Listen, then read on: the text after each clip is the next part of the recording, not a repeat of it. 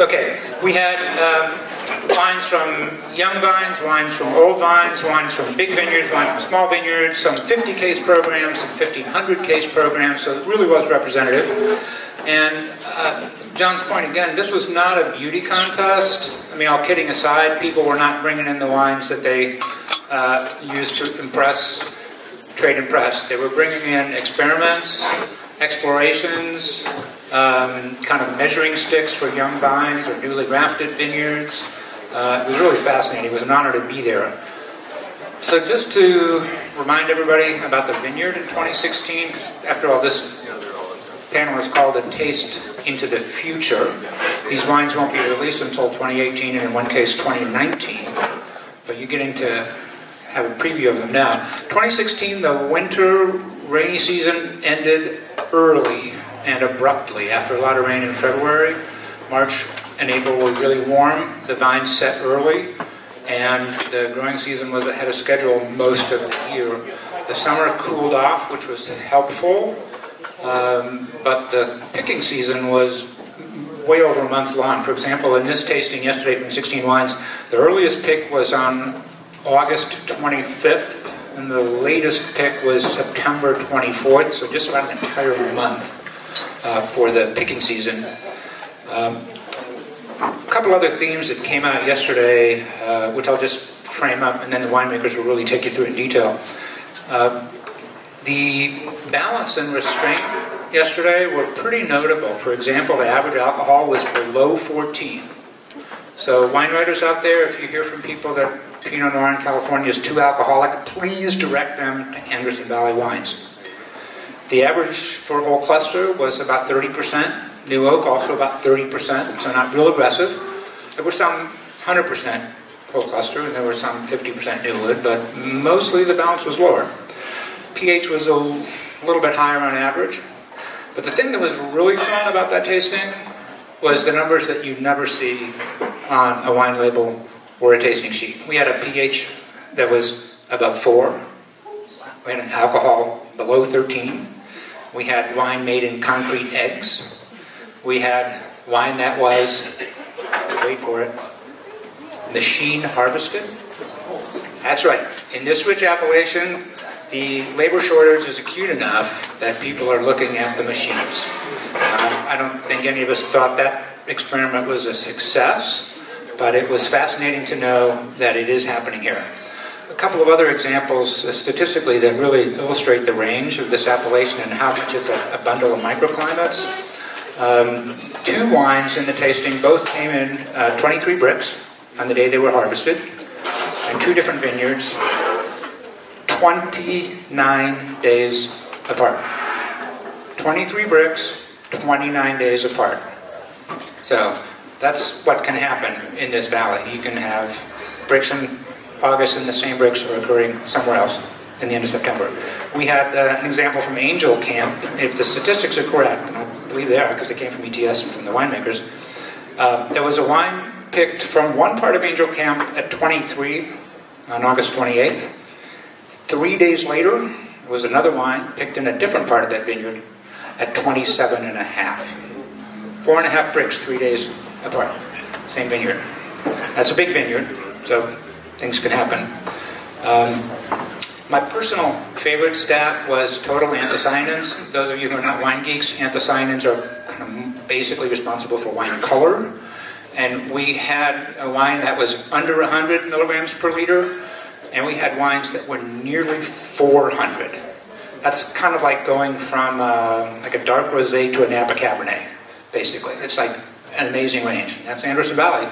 And these wines were all good. That's the thing that was amazing. People brought experiments, wines they had questions about, and the underlying quality was really outstanding. So the 4 wines you have in front of you come from Balo, Alex Krankel here, B. Hunter, Andy Duvignon. We have Aaron Miller representing Toomey, and Van, one of the longest serving winemakers in Anderson Valley, from Wichingstead. And they're going to talk about the wines. You'll taste them. So when they're talking to you, if Van's going to start, that'll be wine 1, and we'll work down the table, and Aaron will be wine 4. They'll talk about the wines, and with luck, we'll have some time for your questions. So you guys can pick up the microphone, Ben, and turn it on, and you're live. Already, I might as well just sit here. So, vineyard location, we're on the ridge, right above the valley here, and it's a, is it okay? Brand name?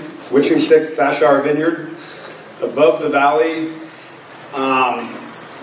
If you see the cell tower now, our vineyards is sort of behind that cell tower in the valley, the new cell tower you can see.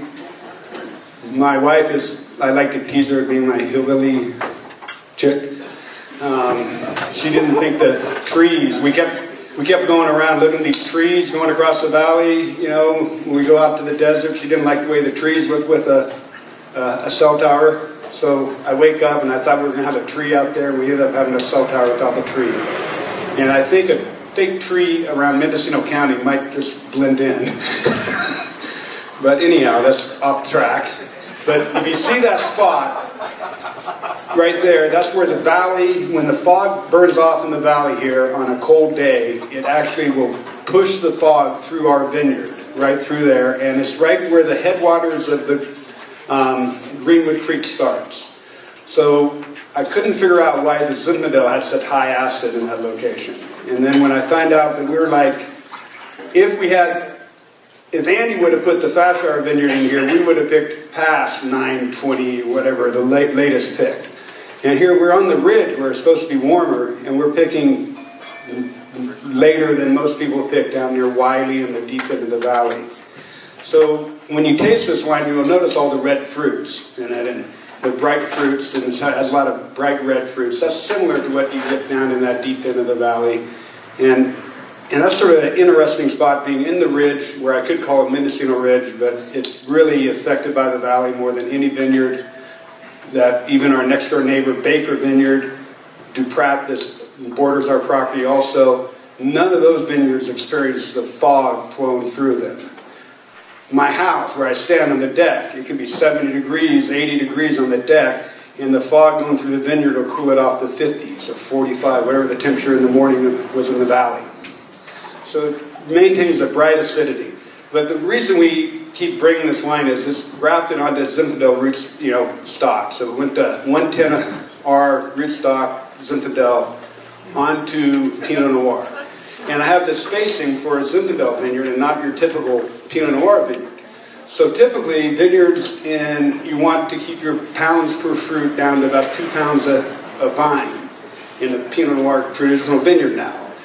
This is more like 20 pounds per vine in crop load. And what I was trying to do is I was just trying to use my space in the vineyard, the 8x8, spread out the canopy and keep everything just sort of spread out, fruit spread out. And then 2016 came along. I don't know if you guys not in the industry know it. It was a big vintage. There was a lot of fruit. Typically, you're happy if you get 2 and you get 3, you're real happy. Last year, I think everyone just had all 3s. You know, you drop off the 3rd, you think you dropped crop, and then all of a sudden the 2s add up to be a lot more than you thought you had because there were bigger clusters. It was an incredible fruit set last year. Never ever want to get that much fruit again. But what really surprised me in this tasting, I kept looking for the light one in the group, thinking it was mine. It had to be the lightest wine in the group, 7 tons an acre, it has to be the lightest wine. So I kept saying this wine was mine, but it wasn't. Oh, this wine's mine. Oh, it wasn't. Oh, this wine must be mine. It's the last light wine in the flight. No, it wasn't. So crop level in California and vine density, I think, is way overrated in the tight spacing. I go back to a wine, I talked about this, I made a Pinot Noir at Greenwood Ridge in '92. I take it to an event where it's a bottle tasting in Hawaii, and there was these Napa, or some of the big producers, Paxton Hall, and everyone had their older wines there. But I had a '92 Pinot Noir that still had vibrant fruit and life left in it. And those areas, when you concentrate wines, you make wines that are out of balance and try to make them big, they do not age. And I think that what we're doing well in this valley, and it showed in this tasting yesterday, is we're not, I think Donham is our big one in here, right? That's probably the biggest, and then Golden Eye. Those are the bigger styles, and they're still they're still more restrained than they used to be, and they're not, you know, they drink nice, you know, they're showing the Anderson Valley terroir where we thought, you know, they taste like where they came from. And I guess, you know, I need to talk about harvest date. We talked about that. Bricks, 23 degrees, you know, bricks. Some of it was probably 22, some was 24. It was like different bricks. It probably averaged out to 23 because it was like 5 different picking days. Talking about labor, and I sort of disagree with, you know, with you on the fact that I thought that experiment today was a success yesterday, the machine harvesting. I don't care. Anytime you can get fruit off at 20 and get a 12.8 alcohol like they had, and the fruit still, you know, in a big company, I think that's very important. When I worked at Kendall Jackson, I always used to hate their mechanical harvesting experiments because they always would compare it to fruit picked that same day at the same ripeness as fruit machine picked. And I kept telling them, you're not doing it. Pick it at 26, 28 when you can't get in there with your hand crew and compare it what you get at the optimal level. And then when you start doing that with machine pick, I think we'll be using more machines around because I think, you know, I know what I have to use. Myself, my French buddy who's like 60, so I do get my grapes picked by a Frenchman. Some trimmigrants, what we call them around here, Israelis, Italians, wherever they come, you know, whoever you can find picked during harvest is what we're using now for small vineyards. And it's, you know, the labor shortage is the way it is. I would like to see bigger companies use more mechanical harvesting. And I guess that's so Van, did you learn anything about your own wine from the conversation yesterday? Well, I learned that I had a hard time coming to the winery even tasting this wine after harvesting because I was so, you know, shameful about the amount of fruit I had. Asked Alex, I'll go by and taste every wine but this wine in the winery, and I said, oh God, I can't taste it, you know. And what was nice for me was seeing it in the flight and me not be able to notice that it was one of the lighter wines. It's like medium bodied. It's not, you know, it's not showing anything that I'd say from that amount of fruit that I would think was different. I only had, what I tried to compare it to is my Pearly Vineyard in Mendocino Ridge that got under 2 tons an acre. Had lower color than my 2015 vintage, and my 2015 Fashire has more color than this vintage. But I can go like 2012 Ginoli has more color than the 2011 Ginoli, and they were harvested similar sugar, similar chemistry, and everything. It's just vintages have more color. So I don't ever want to have that much fruit ever again. But I don't think when you have the vines wanting to produce that much, I don't think it's bad to let them produce what they want to produce because you end up with balance.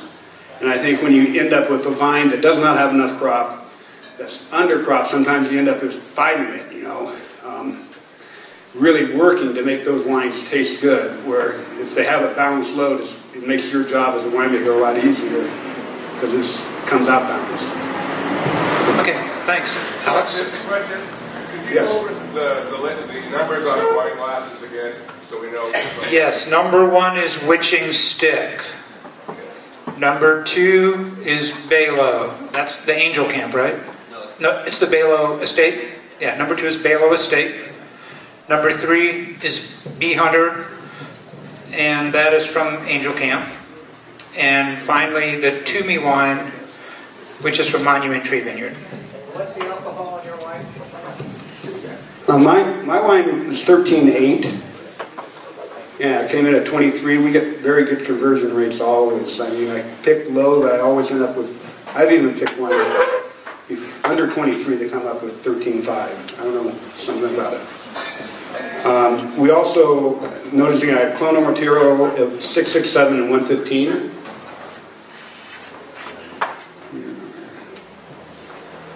I like the bright fruit. It says what I like about the wine. I like how the acidity and the bright fruit mixes together. Our vineyard always has a lot of bright fruit in it, and the brightness of the color and everything I like. So, one of my favorite things about getting it together in these groups and tasting is not just the fact that we're double blind, so we have no idea what we're tasting, and it's a complete context revision, which is probably the only place where you can really start at zero again once you've been doing this for so long that you taste 150 wines in a day, and it starts to impact your enjoyment of the thing, maybe a little bit. So it's fun for us, I think, because this is what we do every day, that when we're able to sit down as a group with completely unbiased opinions and share each other's work in a creative environment, we all kind of get brought back to zero. And when we build ourselves back up and build each other back up, and the idea is that at the end we've built something bigger than what we have, and it's greater than some of its parts. And I think that's one of the things we love about the wine too, is that we're working with simple pieces that make something so much greater than what it was when it started. One of the things I did here, instead of bringing a wine that was a problem, and a lot of times with these technical tastings, we'll have people bring in just absurdly frightening things that you feel like you need to bathe before you go back to the winery, which is fun because you have to know what those things are, know your enemies, right? And we found yesterday some really interesting things. That you bring in a wine for a particular reason and present it because of what you have in your head, because you've been sitting in your cellar thinking about it and obsessing about it for months. And you bring it out and you put it in front of these tastes and you can't find it. And it's distressing and it's universal. I've very rarely seen someone walk into one of these tastings and said, that one's mine. Most experienced winemakers in town. I got mine twice. Yeah, with the Jim Klein was running the tasting, and every time before we did the reveal, he would ask a winemaker if they wanted to claim their wine. I think Van claimed 3 or 4 times and was wrong. And I did explain that I've been pretty shameful about the crop level. I really don't like tasting it because I think, oh man, what did I do last year? And Now, was anyone here for Van's last visit to the stage? It was the first thing. Okay. Yeah. It was full of self-deprecation, but a delicious wine, just like this is. So it'll be okay. Anyway, I think one winemaker claimed their wine correctly. Most of the time, people were surprised when the reveal came. So it's just what Alex is saying. And when you get into a situation like this, we're all looking at the wines brand new, and you're having that chance too, and we're going to appreciate your comments when we get to those. So what I did here, rather than just bringing up something that was an issue, I brought out a little bit more of an experiment. So I don't work with a lot of new oak barrels. A lot of the Belo wines are structurally based on stem inclusion and tannin structures from the vineyard. It's kind of more what we're focused on. But we do import a couple of new barrels every year. We specifically use 4-year air-dried wood for the Belo program, which is something you'll encounter in a lot of cellars, usually in smaller quantities. And most of the Pinot Noir I worked on for the last 10 years has been 36-month wood and 24-month wood. So when they chop down a tree for an oak barrel, the wood is milled basically and then stacked and put into a yard. The amount of time it spends in that yard and the location of that yard and the climate conditions those years have a huge impact on the porosity and the bacterial, there's reduction of carbohydrates that's happening from exposure and moisture extraction, and that constant back and forth, the ebb and flow of humidity and dryness. And that changes the way that the barrels react with the wine at the end of the day. So when we look at how long a barrel is sat in the yard, it has a huge impact on how that wine ends up expressing that barrel. Right? So what we're trying to do a lot of the time is bridge those gaps of flavor or of texture. And bringing in French oak for me is as foreign as bringing in another addition, but it's also, there's nothing like it. We've tried so many different things. I've tried Oregon, tons of American barrels, trying to find something, but nothing replaces the French barrels. This is a single barrel sample, so wine number 2. This is from Sarug, which is a small cooperage owned by the Gauge family in Louis St. George. So they make Grand Cru. They make the only white Pinot Noir in Burgundy. It's the true Pinot Blanc. And they have this small cooperage that they started for their family. They sell a pretty good amount of barrels in the U.S., but they're relatively small compared to some of the larger cooperages. This is the only, as far as they know, it's the only 4-year aged Sarug barrels being used in Anderson Valley right now. So I thought it would be interesting to bring it in to taste with my colleagues and just show something that we're not maybe using so much. As the wood is sat out in the yard and that vascular tension has been elevated and relieved, and the porosity completely changes, and the impact on the wine is I feel, a little more restrained, more quick to integrate, and a little more subtle. It's helping to support the fruit rather than dominate it and kind of impose its characteristics on it, which I really like, that it's a subtle marriage rather than an overt oaky. We don't just have a big oak barrel that we're going to blend out. These are subtle, small pieces of the wine. Specifically, this is Vosges Forest, tight-grained, what they call an elegant toast, which is a traditional Burgundian. Usually it means a longer, medium-temperature toast, so they're getting deeper penetration into the wood. You're getting more caramelization, but less char that you can get in water toast, which seems to work for this. It brings a little sweetness without bringing too much ashy character. A lot of the times with these 4-year barrels, I get a nice bacon fat note that's quite endearing. Let's see what else. 16. One of the 16 harvests was one of the longer, kind of drawn-out harvests that I've experienced here. We had Pinot coming in for a month. It just kept, like, in little bits. It just kept coming in. In 13, I think we had 30 tons or 40 tons in 3 days. It was just madness. And 16, it just kept going. Which was really fun because we were able to really wait until the timing was right and get each vineyard kind of dialed in, each block dialed in. But we still see some of these, some wild different numbers, and that goes to microclimate here.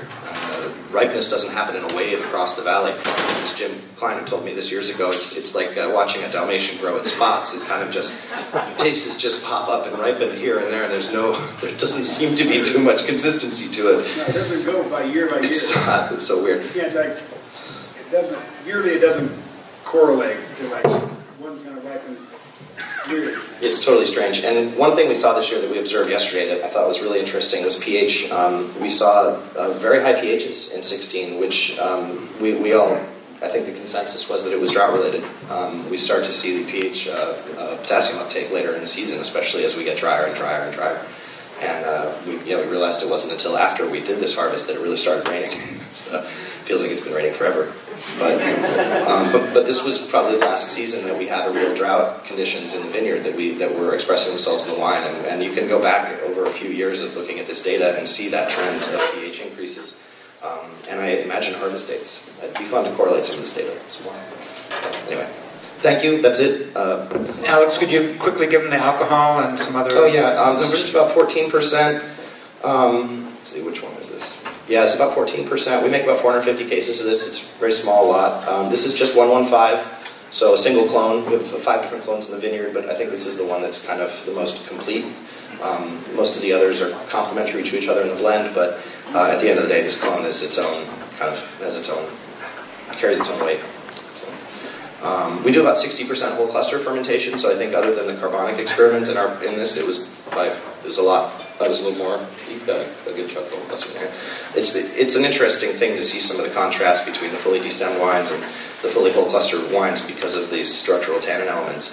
And as we're looking at pH, the more whole cluster we see, the more we see these swings that also stabilize color and can really produce more stability, even though they're initially a little more hard to work with. Yeah, that's it. Thanks.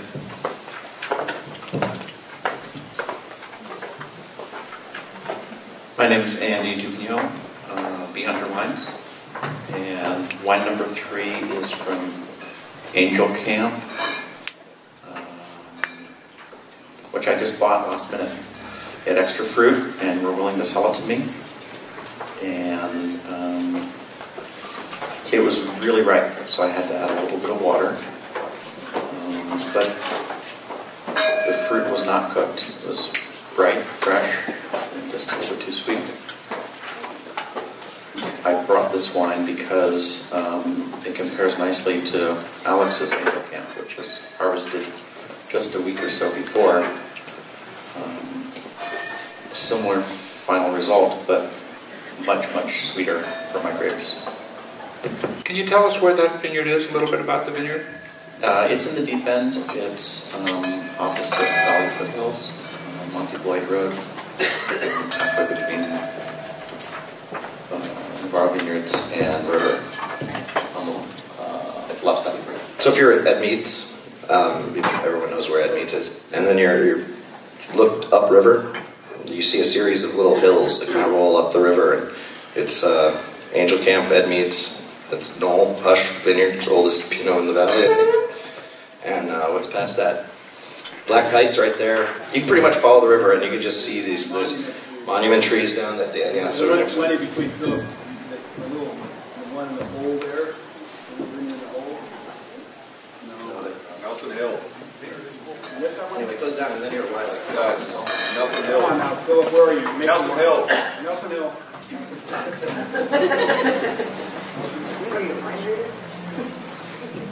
So this wine has 7 barrels, 3 new barrels, which is a lot. But I think it's holding the oak well. It doesn't come across as incredibly oaky. 2 of them are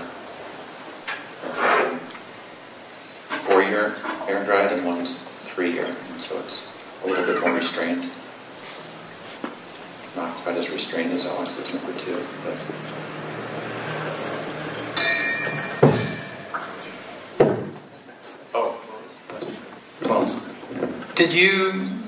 What about the feedback yesterday? Did it surprise you, or was it like what you expected? Yeah, it was what I expected. It tasted nice.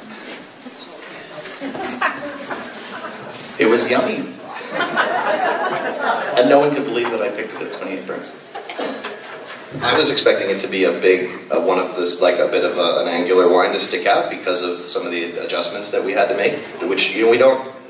None of us like making adjustments, but it's what makes the wine better. And if we can use our tools properly, then we're improving things. And it's philosophically something you have to get over eventually. But it's when you do it right, it produces balance. And the difference is just watering the vineyard. If we'd irrigated the vineyard for a few days before, and the vines had been able to soak up some moisture, that bricks would have come down.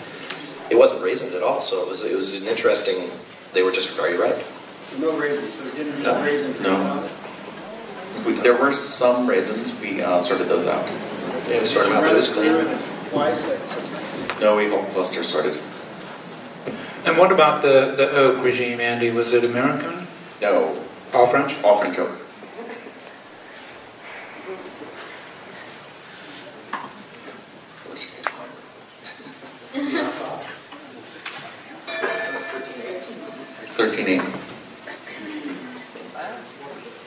And this is a 225 case program, is that right? 7 barrels, something like that? Yes. Okay. 1 big barrel.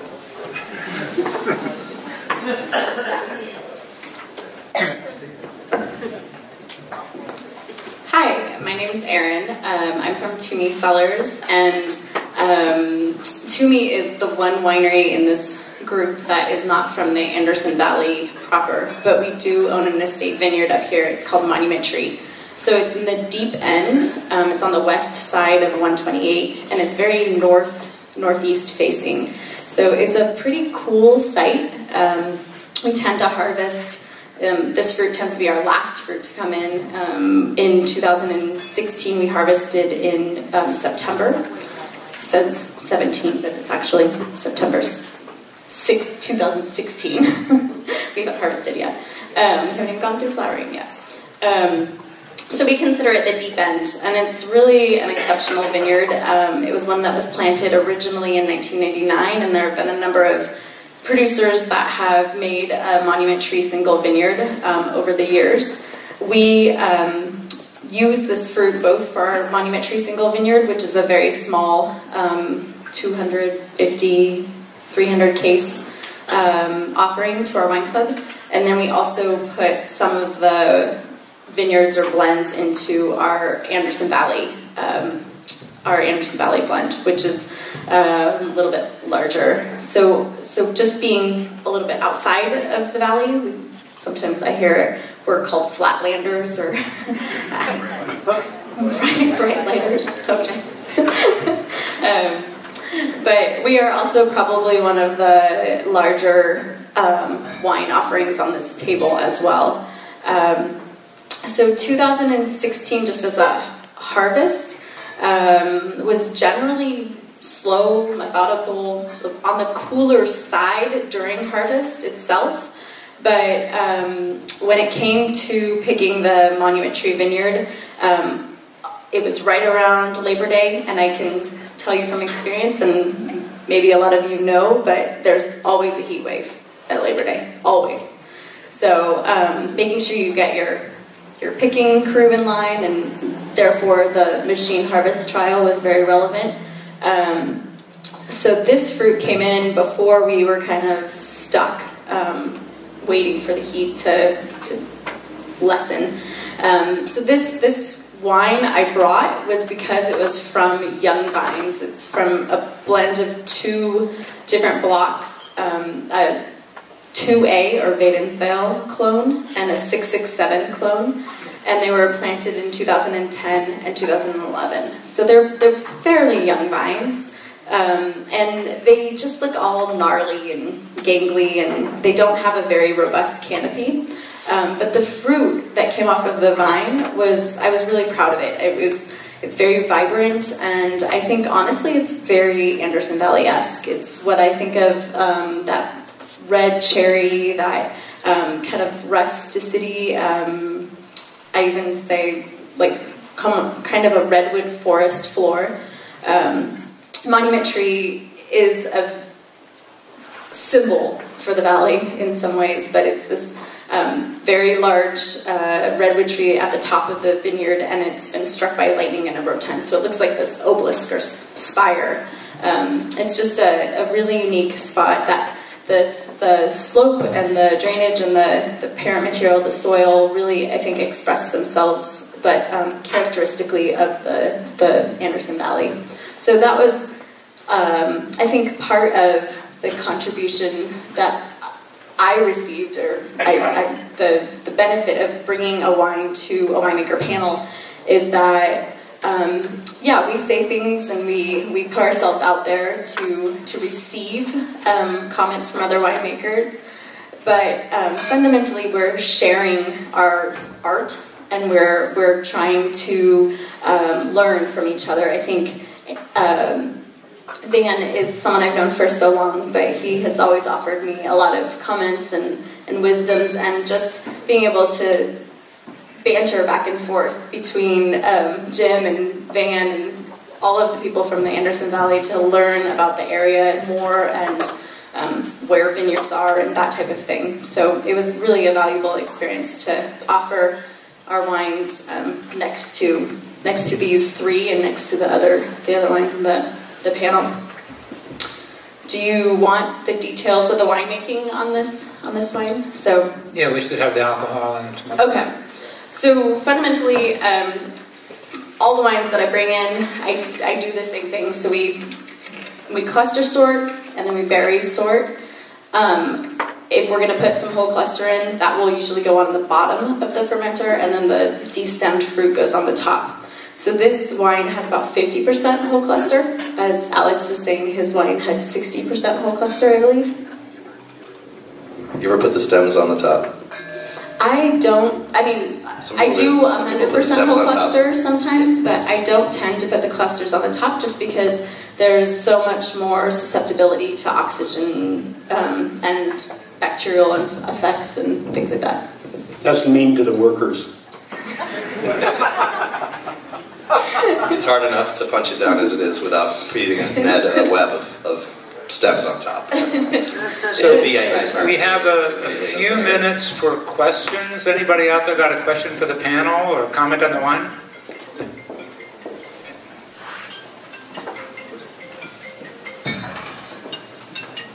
So I'd like to ask Alex.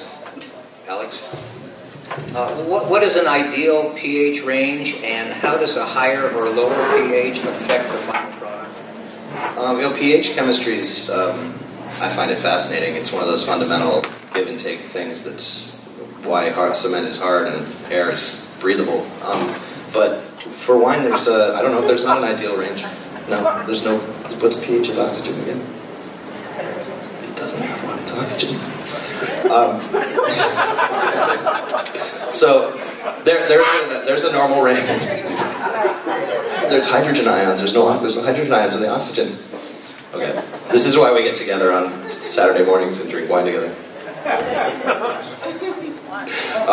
So there's a range that we run into in wine. A lot of it comes down to entropy, like just where the decomp has reached a point where it's now like certain bacteria will fall off, yeasts will die back as we get down to 3.45 is kind of a happy place for me because I know Brett likes 3.5 and I don't like to filter. So there's this nice safe zone when you get lower pH. It's why you can eat sauerkraut and pickles and why ceviche works, right? You're unwinding proteins using hydrogen ions rather than heat. It's chemical, but it is not dependent on.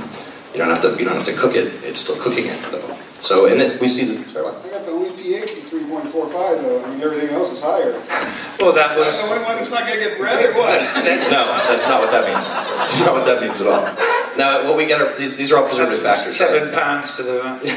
If you have a higher alcohol and a lower pH, you have a more stable, cleaner wine naturally, and that's kind of an ideal for some of us. That said, you can make a wine that's got that ideal number and tastes terrible because it's not in balance. So when you ask what's ideal, it's dependent on the wine. That's why the vintage is interesting because we see these trends of a pH shift, like that we all could concur, like it seems a little higher than it's been. What is that that's happening universally? And then we can say, well, it's probably this potassium uptake issue. How do we mitigate that? Well, we stop irrigating vineyards so much so they don't expect it, and just dry farm more. Use rootstocks that are going to yield a little bit less, but are going to have more consistency year to year. Now, some people went from their average, 4 tons an acre down to 2. My average yields, we try and keep it between 2 3/4 and 3. It's naturally low vigor, dry farming for 3 to 5 years now. If I go out there and start dropping fruit, we won't have any. Now, on our worst year in 15, we were down to 2.5 tons. So we didn't experience that. Like some people were losing 60-80% of their crops, and we just didn't experience that. Well, thank you for that answer. I asked the question because you mentioned that at your tasting yesterday, some of the wines were coming in with like a 4.0 pH, which sounded like that was unusually high. It's not characteristic, no. That's the kind of thing you expect to see in Cabernets. Okay. Not Pinot Noir, especially not Henderson Valley. Cold nights, we get acid retention. No, that was an experimental wine. The wine that came in over 4 was made in concrete eggs. It was an experiment. It was a fascinating experiment where instead of like pumping over, they would just tip the egg on the side and roll it around the winery and then stand it back up. So concrete eggs are coming. And as Alex alluded to, anytime that you're adjusting your chemistry of your wine, you're shifting the balance of the wine. So even if your pH comes in a little bit higher, maybe that is right for that vintage or that wine, just as Vans is right at 3.45. I mean, I think that I think ours is at 3.54. We didn't add any acid. I mean, it just happens to be what the vineyard gives you, and some people are really comfortable with making the adjustment to that number that they want, and some people work with what they have. One thing that came out of yesterday that I thought was we all share anecdotes, right? This is one of those, it's a chance for us to share, mistakes and successes and all. I think one of them, that somebody said, oh, you got to make your acid add to this. Do it early. When do we make them? People share their ideas. And the one person after we were like, okay, yeah, you should go make this add, to this wine.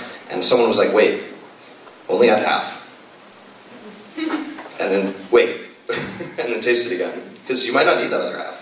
And the numbers are deceptive, and it feels like you're doing something. So you feel like you're doing something, which feels great. We love being, as people, we love having accomplishments. But with wine, sometimes the less is more. I think that's another thing that came up yesterday, too. We can agree on that. Less is more. Do you want to take that? Yeah. One more question? We want you to get a break before the library tasting. Alex, 60% whole cluster, lignified versus green. I taste them. I don't care what they look like. I've seen Kermit the Frog green stems go into 80% whole cluster lots and perform beautifully. I've seen beautifully lignified stems that go in at 10% and ruin a wine. So you just have to chew on them. And if they don't taste good, you don't put them in. And vintage is dependent too. 15s, we didn't use as much stem because there was already a bit of an odd anthocyanin ratio going on. One of the things we look at is not just these numbers, but how they are in relation to each other, because that dynamic is far more important than any single piece unto itself. So when we're tasting catkins or seed tannins, bitter often, and we like small numbers of those. But if you don't have any, then it's kind of washed out.